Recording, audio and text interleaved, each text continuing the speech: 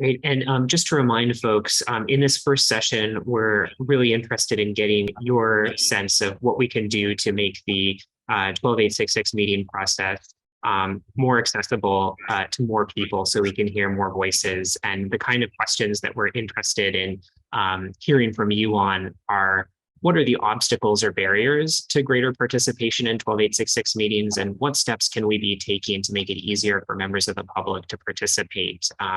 And we're just putting a reminder here on the left-hand side of some key facts about these meetings that we've already reviewed, but in case you joined the call after the presentation that was summarizing key steps in the 12866 process. And just a reminder for those who may have joined late, this listening session is being recorded and will be posted online. So with that, I think we have folks in the queue, and we'll go next to Robert.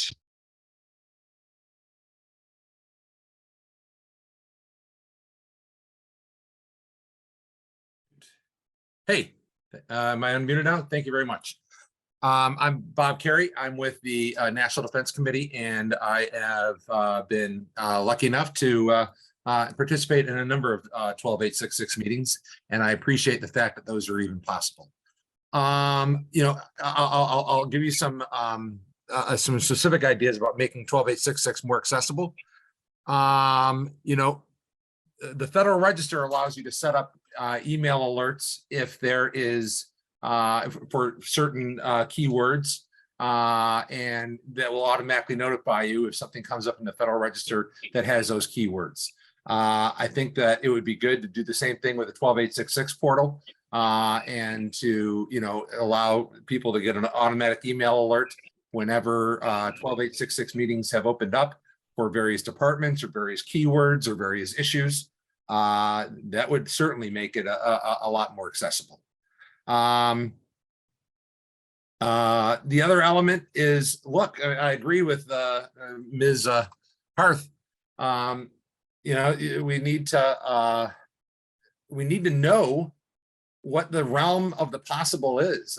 You know, and I don't read the Administrative Procedures Act as prohibiting you from, you know, giving some ideas of what's going to be coming out.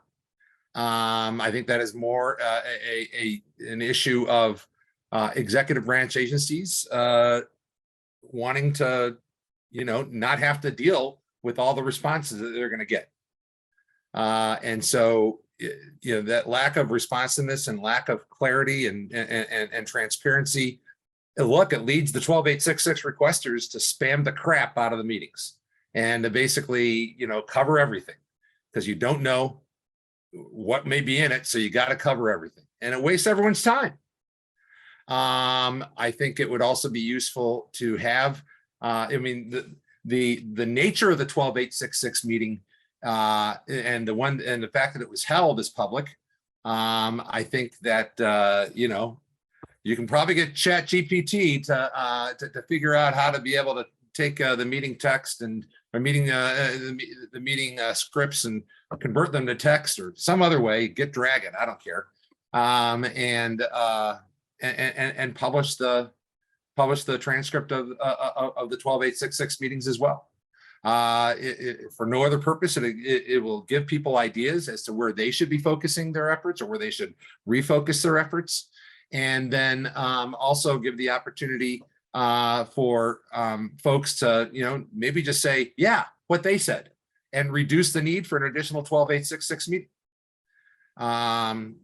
Because you know, considering the number of people that have participated in the 12866 meetings I've done, man, it's, you know, we're probably talking, even with a 30-minute meeting, we're probably talking, you know, 40 person hours. 20-30 person hours. I mean, that's significant, and both from the agency and from OMB. On more broad, you know, some of the broader issues that then lead into the 12866. You know, one of the things is on petitions for rulemaking. I think that, you know, what you really need to look at is we've submitted a number of petitions for rulemaking, and never get any response. And I think that, maybe an idea is to take a petition, if a petition for rulemaking is submitted in accordance with whatever process you want to have, that you publish it in the Federal Register, you invite comments like on an RFI, and you let people get to know, and then potentially take 12.866 meetings on such a petition.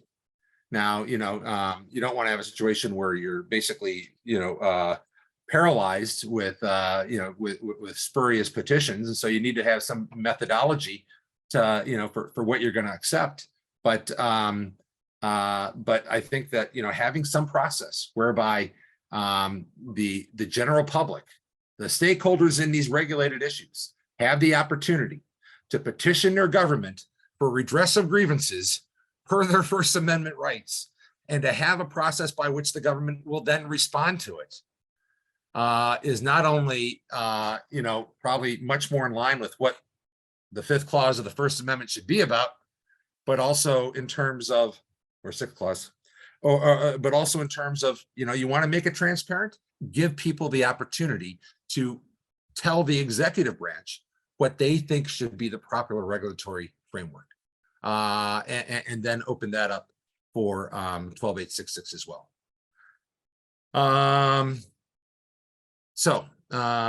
see that the listening sessions for 12.866 are being recorded. Are those publicly, we should make those, maybe as an alternative to the transcripts, make those publicly accessible. I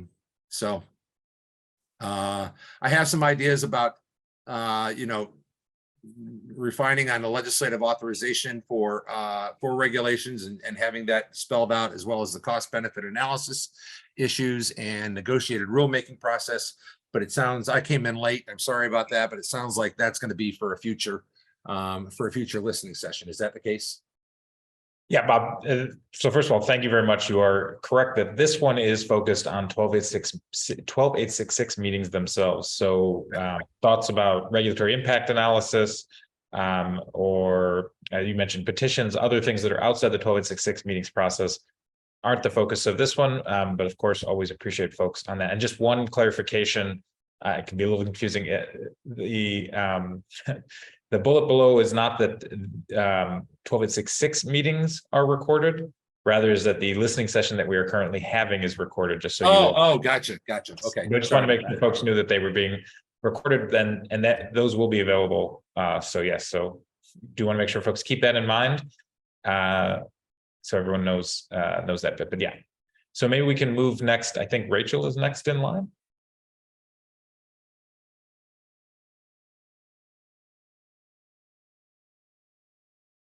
Over to you, Rachel. Oh, Rachel, you may be double muted if you're speaking, because we can't hear you.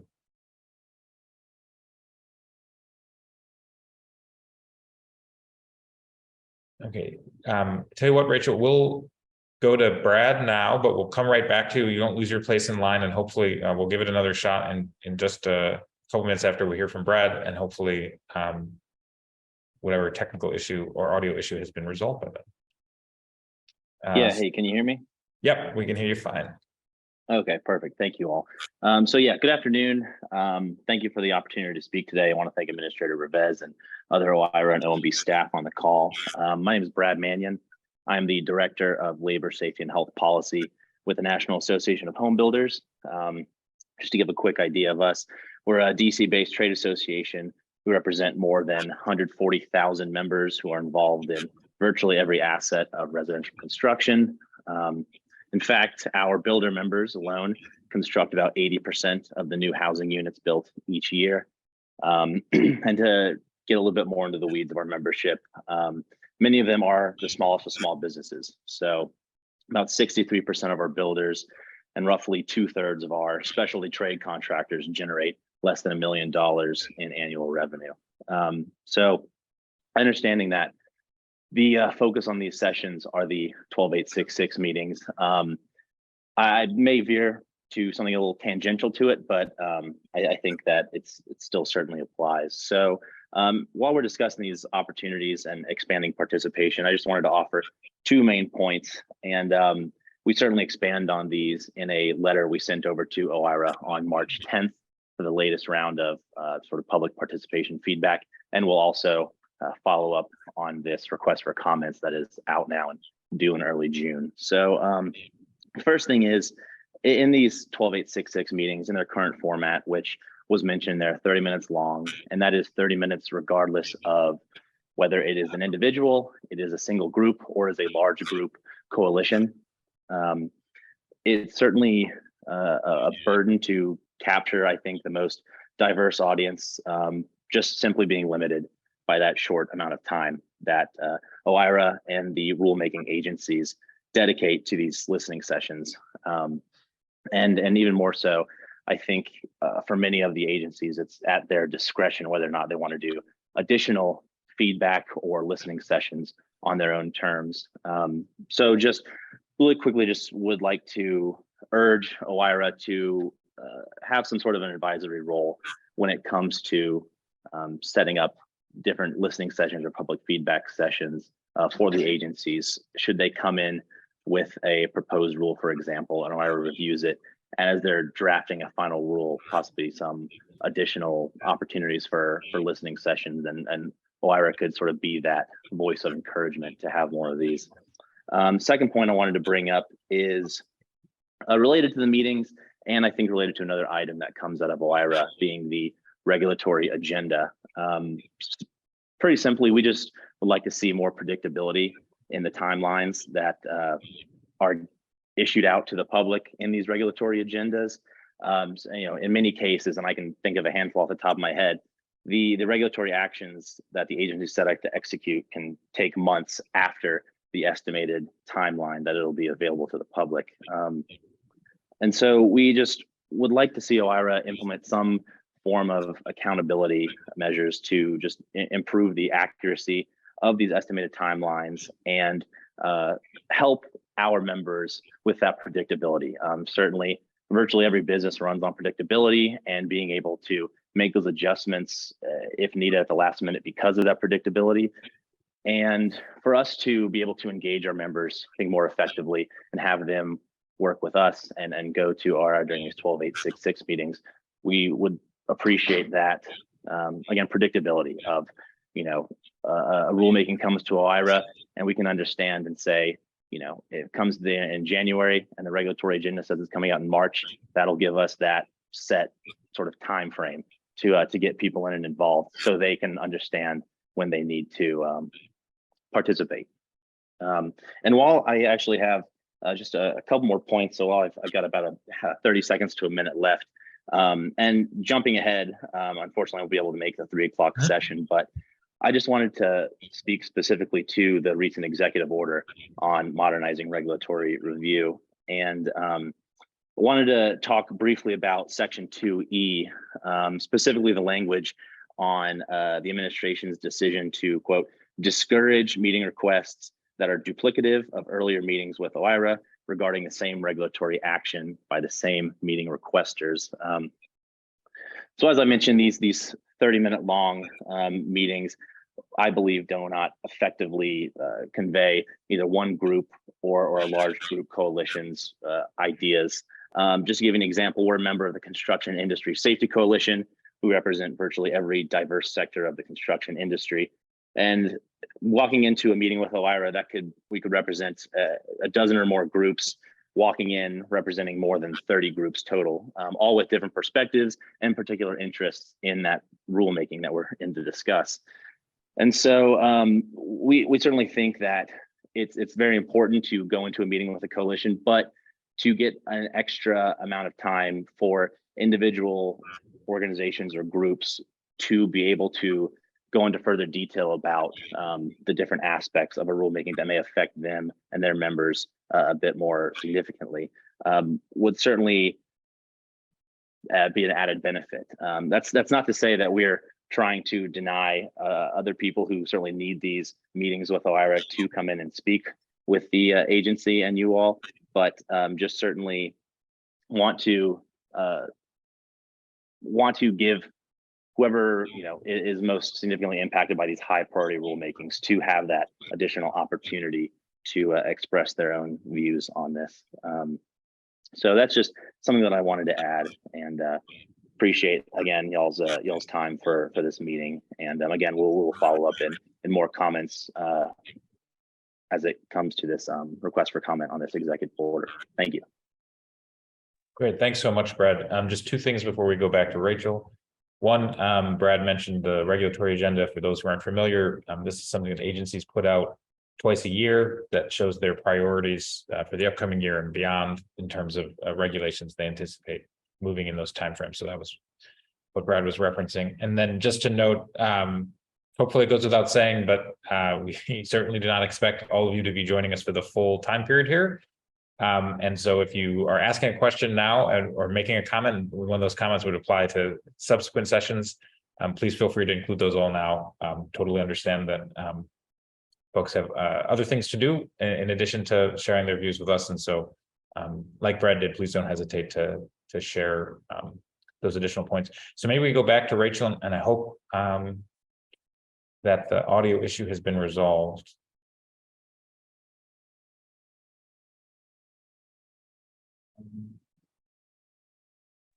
Rachel, you should be unmuted on our end.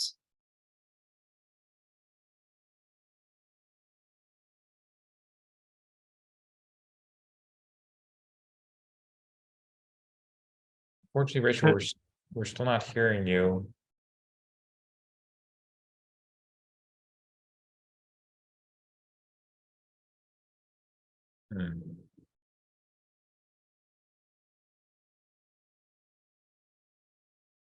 So sorry, Rachel. Perhaps we can ask you to submit your comment either in written form or join us later in one of our subsequent sessions if you're able to resolve the muting issue. But thank you so much for your participation today. We'll go next to Zach.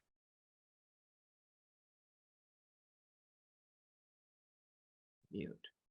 Outstanding. Thank you. Can you hear me all right? Yep, very great. All right, outstanding. I just want to affirm really a few of the earlier points and then maybe add a new one. Definitely, if it is possible to tie in the either department or agency rulemaking agenda into that, if there's a way to subscribe for updates to something that I have chosen that I want to follow, if that makes sense, through some sort of web-based capability. If that capability does not exist, then definitely, just like an earlier participant said, the ability to request email updates, just as we do for the Federal Register, for any department or agency that we like. And there's probably other ways you could do it too. I mean, that's my morning reading every morning, is seeing what's new and putting something on my schedule that I might want to comment on behalf of our folks. And the lack of that capability has led to failures on our part to request 12866 meetings for things we definitely care about, and that our petition got eventually to proceed to a rulemaking opportunity, even though it took 7 years. You know what I mean? So I think that's a huge gap that needs to be closed on behalf of anyone who wants to participate in this meetings. And then a couple of questions for clarity. Oh, excuse me. I was under the impression that most rules have a 90-day review. Is it possible sometimes that those are shorter than 90 days? Yeah. Do you want me to? I'm happy to answer them in turn, Zach, if you want to ask them all. Just answer that one first, and then I do have sure. Yeah, no, there are rules that take fewer than 90 days. Yes. Yeah. So, I mean, I think that's something that needs to be transparent. I think if you're looking for public engagement, having even an estimated scope of time that the review process is expected, right? Timelines get missed, a lot in this sort of stuff. But that would be helpful, right? Because if you're looking to coordinate folks to attend a meeting, and some folks can't do it for 10 days, whatever the case may be, it's really important to have an expected idea of when that window is going to close. And if it's arbitrary, that discourages meaningful public input, I would argue. And then B, I am interested to learn more and I think this is pretty highly relevant.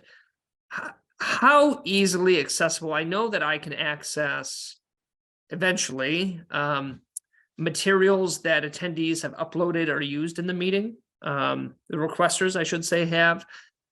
Is there any way, while the review process is ongoing before it's closed, to have an idea of what was shared in that meeting? Any transcript, notes, anything like that? So this, oh, I'm sorry, I didn't mean to, did you want to say something? Yeah, so I just want to make sure I understand the question. This is Jasmine Sarah again.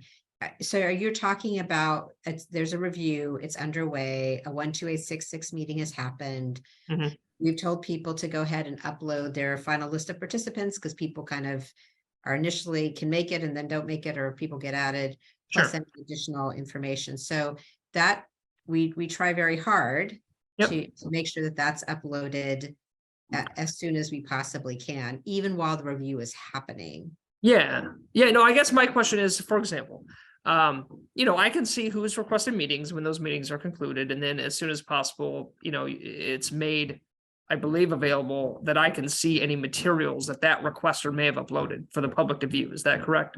Yes. Okay. I think it's pretty highly relevant if, for example, you have one party having a meeting, and maybe they choose not to upload anything. That's their prerogative. But to not know what maybe claims or arguments, and not have any idea of the content of what was discussed in that meeting, that influences what other stakeholders may or may want to share.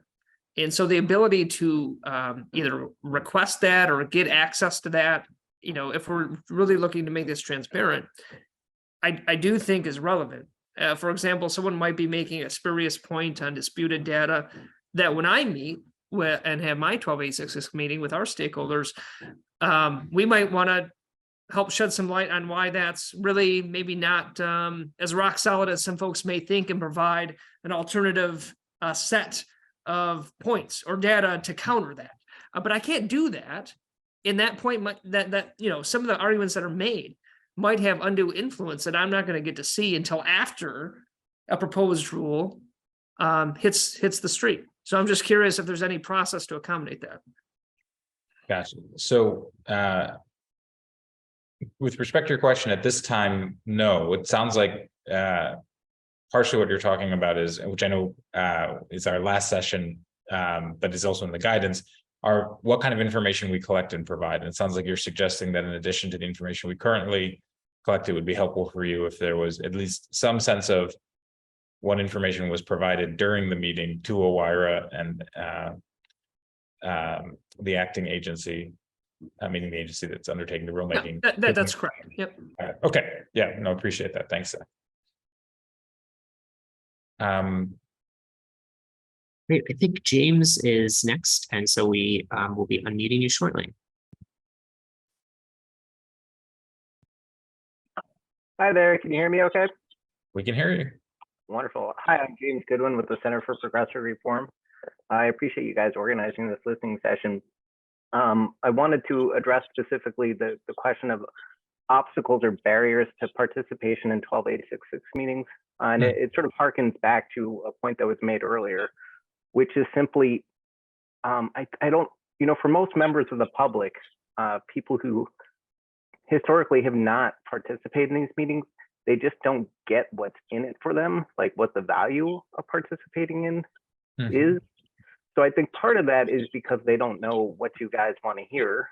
And so that harkens back to an earlier point. And even if they do accidentally tell you something useful, they never find that out later, right? So there's never that kind of response that sort of encourages them to come back. So I would think in both cases, how you can institute reforms that would address both those issues. And on the first, I know we're not here to talk about Circular A4, but I just got done reading the revisions, and I found myself looking repeatedly for where could ordinary members of the public plug into this? Like, what is that sort of situated knowledge that they have, that situated expertise they have? How could that be brought to bear on this? And I got to be honest, I didn't see a lot of opportunities for that. So maybe as you work on the revisions to Circular A4, you could think about that. Like, where is the public knowledge that can be really valuable for these analyses? And then you can work backwards from there on how to use the 12866 meetings to get that information, to the extent that that's a central purpose of those meetings. I've been tracking 12866 meetings for a long time in the progressive community, and I'm frequently asked by people, how do we do this? What do they want to hear from us? How do we prepare? I have my little spiel, but honest to God, I don't know if it's right. So I say that as somebody who is a relative expert on these things. I have no idea what you guys look for. I just wildly speculate. And to the extent that I give folks advice at all is to talk about cost benefit analysis, because that seems to be the coin of the realm there. And because you're not there to rehash the public comments, right? That's what the notice and comment process is for. So to the extent that you guys could offer clarification on that, another thought I have is to look at how do your individual desk officers approach the task of reviewing a rule? Like, do they have like a little checklist or something they go down? I don't know if that's like proprietary or secret, but if there's some way to even tell the public what desk officers are looking at, and then that would enable the public to then direct their input to those sorts of considerations. So to the extent something like that exists, or it could be adapted for like a set of essentially like a how-to manual for the public on how to approach these meetings, maybe that would be a different approach to think about. And then, last but not least, another thought I had is when folks sign up for these meetings and fill out that online form, I think at some point you talked about adding a little checkbox, like, is this your first meeting, or is this your first meeting in a long time? I may have just dreamt that if you didn't, but that would be a good idea, because then that maybe that could trigger some sort of procedure where you could send them information about what a 12866 meeting is, what the 12866 process is, and just some basic nuts and bolts of what a productive meeting would look like, what kinds of input members of the public could offer. So that addresses my first point of how the public can be most useful, because I think if they have a clear sense of how they can be useful, then they'll be more incentivized to participate in it. The second half of letting the public know how how their participation improved the review process, I don't know how you would operationalize that, to be perfectly honest. Maybe you'll have ideas. I just wanted to put that out there for some food for thought. Anyways, that's all I've got for now. Thanks so much, James. A couple things before we turn to our next commenter. So James mentioned Circular A4. That is the government-wide guidance provided by OMB, OIRA, to agencies around how they determine the regulatory impact analysis, how they conduct a regulatory impact analysis. And that is out for comment right now. That's why James said that he was just reviewing proposed revisions. And so folks are welcome to review those and please provide comments on them. Second thing was, James mentioned desk officers. Those are career staff here at OIRA that undertake rule reviews, referencing there. So I think, Alex, maybe we could take two more questions now, and then we actually had a couple people submit questions in advance. I do want to make sure that we get to those within this first, before 2:45. So maybe after those two questions, we can just walk through the questions submitted in advance and answer those as well. That sounds great. And over to Gabriella. You should be ready to go now.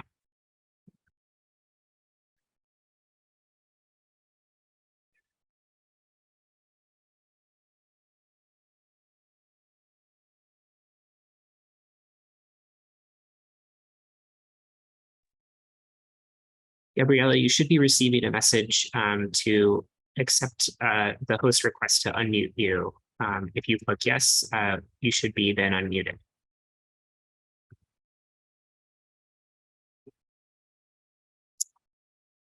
Apologies, I didn't mean to raise my hand. You can continue. Oh, no worries. So next, I think we'll go to Bitsy. You should be live and ready to ask your question now. Awesome. Thanks, Alex. Hi, everyone. I am Bitsy Scary, and I am a regulatory policy associate for Public Citizen. And I just wanted to provide some additional feedback and also echo my colleague James Goodwin's comments. I think those were all really great points that he just made. So wanted to bump those up. And then I am actually working right now on a comment for the 12866 guidance. So this is really helpful to me. And anyway, so something that I think could be helpful is the draft guidance that states individuals or entities interested in requesting a consolidated meeting might review other comments in the public docket for a regulatory action and reach out to similarly minded commenters in advance of requesting an EO 12866 meeting. A list of currently scheduled meetings with meeting requester information, organization, and name is also available to the public at, then you put the reginfo.gov URL to use for consolidation. OIRA is considering and welcomes public comment and input on further opportunities to improve these disclosures to facilitate consolidation. So I was thinking, building off of this, it could be helpful in addition to what I just read above. I think it would be wise for OIRA to perhaps create an online forum that's maybe a part of or a spinoff or reginfo.gov where these similarly minded commenters, so be it members of the public or organizations or whoever, can participate in these online forums, kind of like an online group similar in design to groups that can be created on websites such as Facebook, where these types of commenters can coordinate.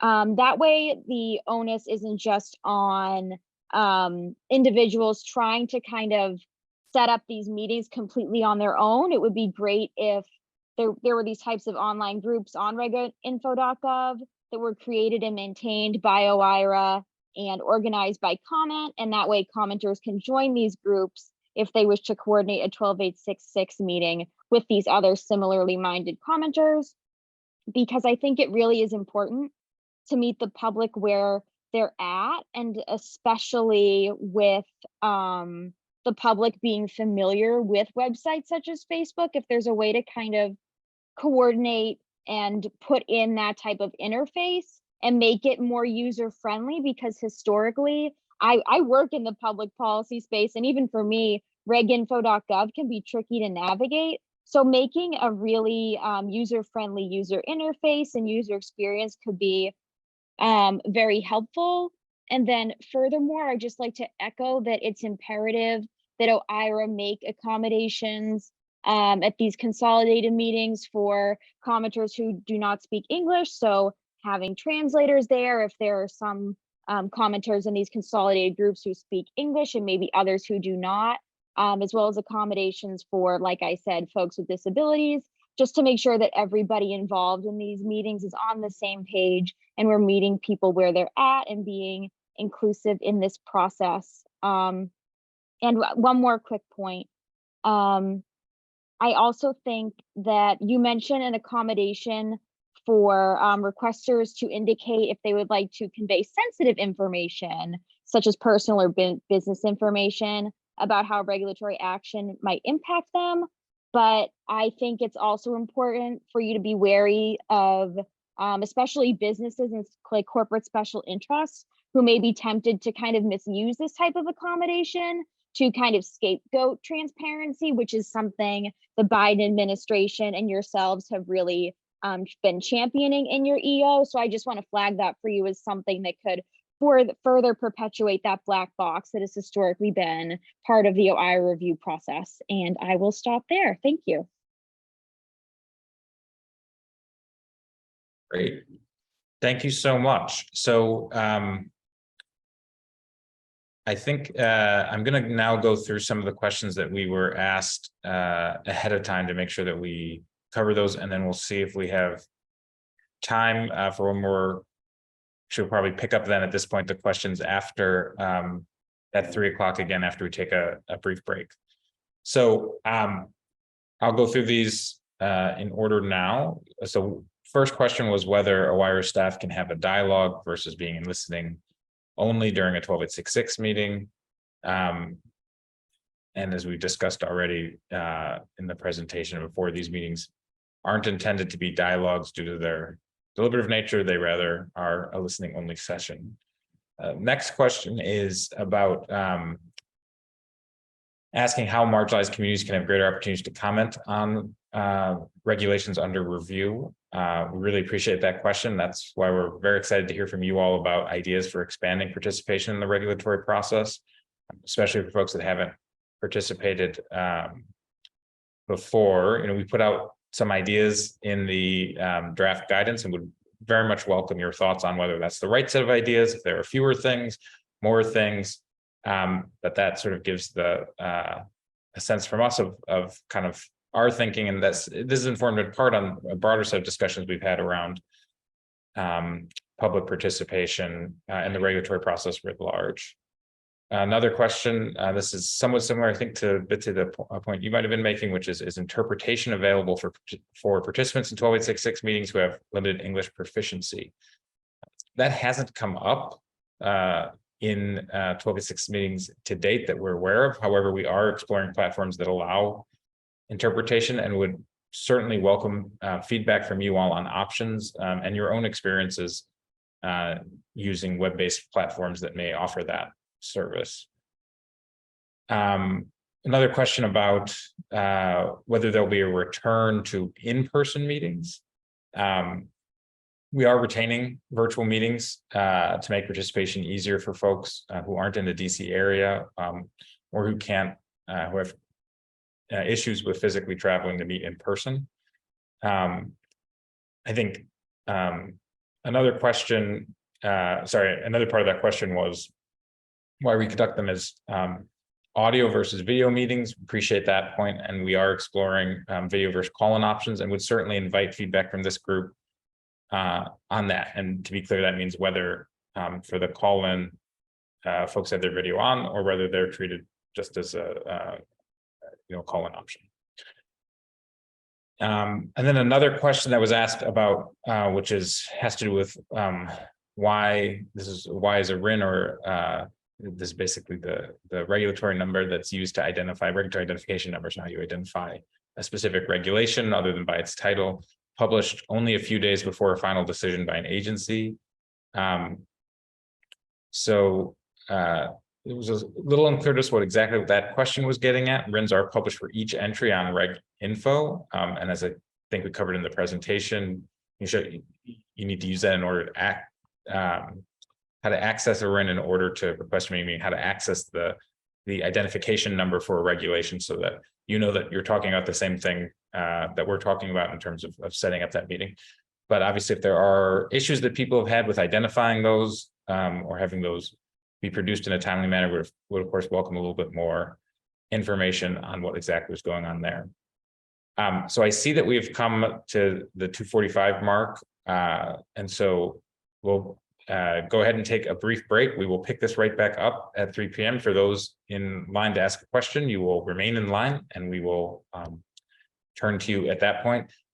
The upcoming session that we'll be talking about will be on accommodating increased demand for 12.866 meetings. But as before, if you have either a comment on expanding participation or increasing transparency, please do feel free to provide it at that time. No need to wait until the block, or if you missed the 2 to 2:45 block now, no need to think that you can't provide a comment on that topic.